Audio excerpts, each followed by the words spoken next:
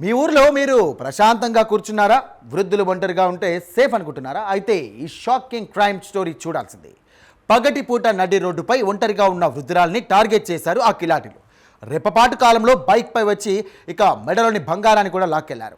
ఆ కేటుగాలు ఇంత ధైర్యానికి మెచ్చుకోవాల్సిందే.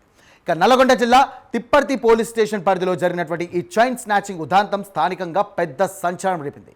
ఈ దారుణానికి ఒడిగట్టిన ఆ మోసగాళ్ళు ఎవరు? పోలీసులు వారిని ఎలా చేసి పట్టుకున్నారు? డిఎస్పీ శివరామరెడ్డి వెల్లడించిన ఈ సంచలన నిజాలేంటో ఇప్పుడు చూద్దాం.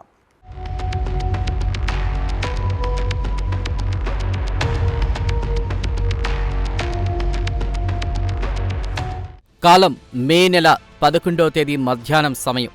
ఎండలు మండిపోతున్న వేళ అది నల్గొండ జిల్లా తిప్పర్తి పోలీస్ స్టేషన్ పరిధిలోని ఎర్రగడ్డగూడెం గ్రామం. అక్కడ 70 ఏళ్ల వృద్ధురాలు చింతమల సత్యమ్మ స్థానికంగా ఒక పెద్ద మర్రి చెట్టు కింద ప్రశాంతంగా కూర్చునుంది. సరిగ్గా అదే సమయంలో ఒక మోటార్ సైకిల్పై ఇద్దరు అపరిచిత వ్యక్తులు అక్కడికి వచ్చారు. చుట్టుపక్కల ఎవరూ లేకపోవడాన్ని గమనించి క్షణాల్లో ప్లాన్ మార్చారు. సత్యమ్మకు ఏమాత్రం అనుమానం రాకుండా దగ్గరకు వచ్చి ఒక్కసారిగా ఆమె మెడలోని 3 తులాల పుస్తల తాడు బలవంతంగా లాక్కున్నారు. వృద్ధురాలు గట్టిగా అరిచేలోపే ఆ కిలాడీలు బైక్పై వేగంగా పరారయ్యారు. ఆ ఘటనతో ఆ ప్రాంతం ఒక్కసారిగా ఉలిక్కిపడింది. బాధితురాలి ఫిర్యాదుతో తిప్పర్తి ఎస్ఐ శంకర్ వెంటనే కేసు నమోదు చేసి రంగంలోకి దిగారు. జిల్లాలో వరుసగా జరుగుతున్న చైన్ స్నాచింగ్ ఉదంతాలపై జిల్లా ఎస్పీ శరత్ చంద్ర పవార్ తీవ్రంగా స్పందించారు. నిందితులను పట్టుకోవడానికి ప్రత్యేక నిఘా పెట్టాలని ఆదేశించారు.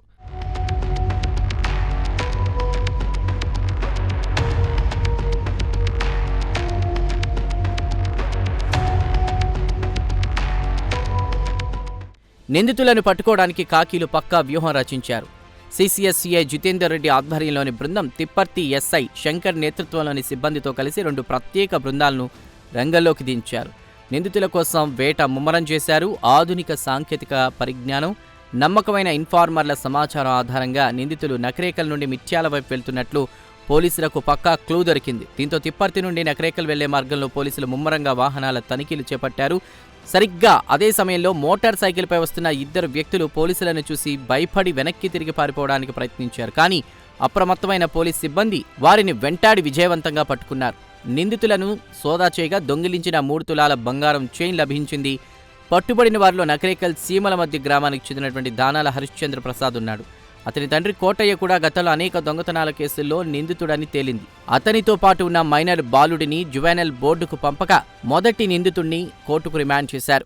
నమ్మదైన సమాచారము నేరస్తులు నగరేకల్ నుంచి ఇండియాలో వైపు వెళ్తున్నారన్న సమాచారం మేరకు ఎస్ఐ గారు వారి సిబ్బంది మార్నింగ్ ఉదయం 7 గంటల ప్రాంతంలో వెహికల్ చెకింగ్ తిప్పర్తి నగరేకల్ రూట్లో చేయించుండగా మోటార్ సైకిల్ పైన 2 రావడము, వీళ్ళను పోలీసు వాళ్ళని చూసి వాళ్ళు వెనక్కి వెళ్ళిపోవడానికి ప్రయత్నం చేస్తే మా వాళ్ళు చేజ్ చేసి పట్టుకోవడం జరిగింది.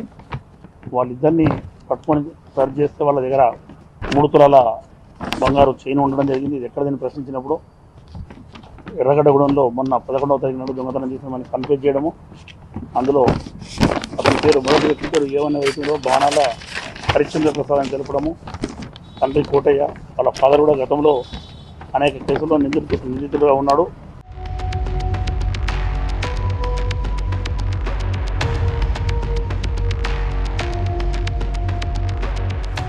చూసారుగా, ఎంతటి కిలాడి దొంగలైనా కాకిల చేతికి చిక్కాల్సిందే. చట్టం ముందు మోసగాళ్ళ ఆటలు సాగరివ్వమని ఈ ఘటన మరోసారి నిరూపించింది. ఈ కేసును అత్యంత వేగంగా ఛేదించిన పోలీసులను ఎస్పీ ప్రత్యేకంగా అభినందించారు. ఇదే సమయంలో డిఎస్పీ శివరామరెడ్డి ప్రజలకు కొన్ని కీలక సూచనలు కూడా చేశారు. ప్రస్తుతం వేసవి కాలం కావడంతో దొంగతనాలు పెరిగే అవకాశం ఉందని, అలాగే మహిళలు కూడా ఒంటరిగా బయటకు వెళ్ళేటప్పుడు చాలా అలర్ట్గా ఉండాలంటూ సూచించారు. గ్రామాల్లోకి ఎవరైనా అపరిచిత వ్యక్తులు వస్తే గనక వెంటనే డయల్ 100కు సమాచారం ఇవ్వాలని అన్నారు. ముఖ్యంగా రాత్రి వేళలో ఇళ్ల బయట పడుకునేటప్పుడు బంగారు నగలు ధరించవద్దంటూ కూడా పోలీసులు హెచ్చరిస్తున్నారు. మీ భద్రత మీ చేతుల్లోనే ఉంది. ఎల్లప్పుడూ అప్రమత్తంగా ఉండండి.